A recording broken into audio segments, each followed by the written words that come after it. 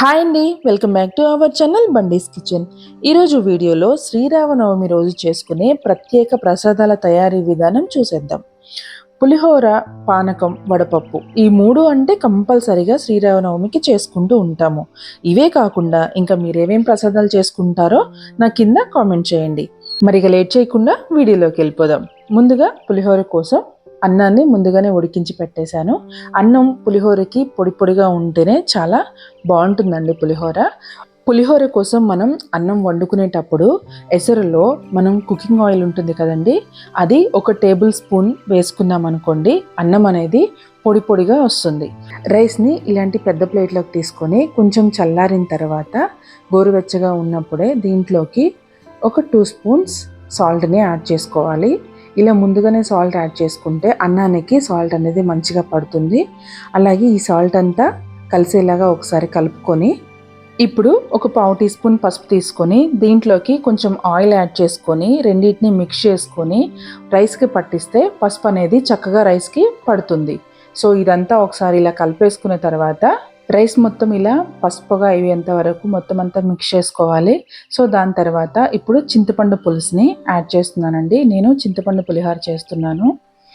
ఈ చింతపండు పులుసు కూడా మొత్తం అంతా రైస్కి పట్టేలాగా ఇలా మొత్తం మిక్స్ చేసుకోవాలండి. సో ఇలా కలుపుకున్న తర్వాత ఇందులోకి మనం తాలింపు యాడ్ చేసుకోవాలి.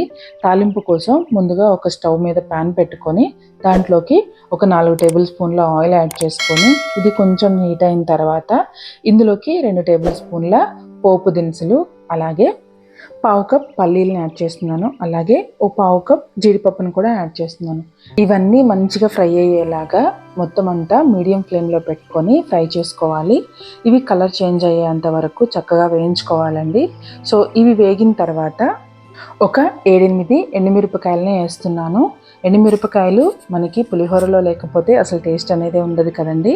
సో ఎండుమిరపకాయలను వేసిన తర్వాత 7 పచ్చిమిరపకాయలని ఇలా మధ్యలో చీల్చుకొని వేసానండి. ఇవి కూడా కొంచెం ఫ్రై అయిన తర్వాత ఇందులోకి 1 చిటికెడు ఇంగువ కూడా యాడ్ చేస్తున్నాను. పులిహోరలోకి ఇంగువ లేకపోతే అస్సలు టేస్ట్ అనేది ఉండదు. సో అందుకే నేను ఎప్పుడు పులిహోర చేసినా ఇంగువ అనేది కంపల్సరీగా వేస్తాను. ఇప్పుడు కొంచెం కరివేపాకు కూడా యాడ్ చేసిన తర్వాత ఈ కరివేపాకు కూడా కొంచెం చిటిపటలాడిన తర్వాత స్టవ్ ఆఫ్ చేసుకొని దీన్ని మనం ముందుగా కలిపి పెట్టుకున్న అన్నంలోకి యాడ్ చేసుకుందాం. ఈ తాలింపు అనేది చల్లారాల్సిన అవసరం లేదండి, ఎందుకంటే మనకి రైస్ ఆల్రెడీ చల్లారిపోయి ఉంటుంది. సో ఇప్పుడు ఈ తాలింపు వేడి తీసుకెళ్ళి రైస్లో వేస్తే కొంచెం హీట్ అవుతుంది. సో అందుకని చెప్పి తాలింపు అలా వేడిగా ఉన్నప్పుడే అన్నంలో వేసేసి మొత్తం అంతా ఇలా తాలింపు అంతా ఆ రైస్కి పట్టేలాగా ఇలా కలిపేసుకోవాలి. అంతే, పులిహోర రెడీ అయిపోయినట్లే. ఈ పులిహోరని సర్వింగ్ ప్లేట్లోకి తీసుకొని దీన్ని ఇలా పక్కన పెట్టేసుకుందాం. ఇప్పుడు వడపప్పు కోసం 1/4 కప్ పెసరపప్పు తీసుకొని దాంట్లోకి కొన్ని వాటర్ యాడ్ చేసి ఈ పప్పు అంతా ఒకసారి కడిగేసుకోవాలి. కడిగేసి వాటర్ పారపోసుకున్న తర్వాత ఇప్పుడు మంచి వాటర్ పోసుకొని 10 to 15 మినిట్స్ ఆ పప్పుని అలా నానబెట్టుకోవాలి. ఫైనల్గా శ్రీరామనవమి స్పెషల్ రెసిపీ పానకం చేసుకుందాము. ఈ పానకానికి బెల్లాన్ని ఇలా మంచిగా తురుముకోవాలి. ఇలా తురుముకున్న బెల్లాన్ని ఒక బౌల్ తీసుకొని దాంట్లోకి ఈ బెల్లాన్ని మొత్తాన్ని యాడ్ చేసుకోవాలి. మనం పానకానికి ఎంత కావాలి అనుకుంటున్నామో అంత బెల్లాన్ని ఇందులోకి యాడ్ చేసుకున్న తర్వాత నేను 1 టేబుల్ స్పూన్ సుమారుగా బెల్లాన్ని అయితే ఉంచుతున్నానండి వడపప్పులోకి. సో ఈ బెల్లాన్ని పక్కన పెట్టేస్తున్నాను. ఈ బౌల్లోకి తీసుకున్న బెల్లంలోకి 1 గ్లాస్ వాటర్ యాడ్ చేసుకొని ఈ వాటర్ని పారపోసుకోవాలి, ఎందుకంటే బెల్లంలో డస్ట్ ఎక్కువ ఉంటుంది కాబట్టి.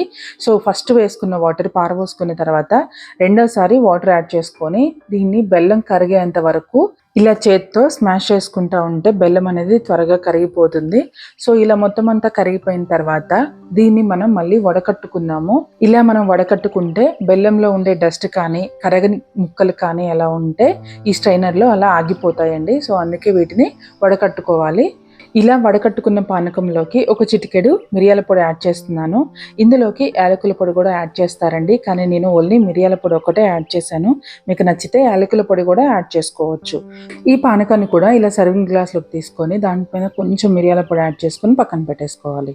ఇప్పుడు మనం నానబెట్టుకున్న పెసరపప్పుని ఇందులో వాటర్ తీసేసి ఒక చిన్న బౌల్లోకి ఆ పెసరపప్పు అంతా యాడ్ చేసుకొని ఈ పప్పులోకి కొంచెం బెల్లం తురుమును కూడా యాడ్ చేసుకొని సర్వ్ చేసుకోవటమే. అంతే అండి. చూశారు కదా శ్రీరామనవమి రోజు చేసే ప్రత్యేక ప్రసాదాలని. మీరు కూడా ఈ శ్రీరామనవమికి ఈ ప్రసాదాలని నైవేద్యంగా సమర్పించుకోండి.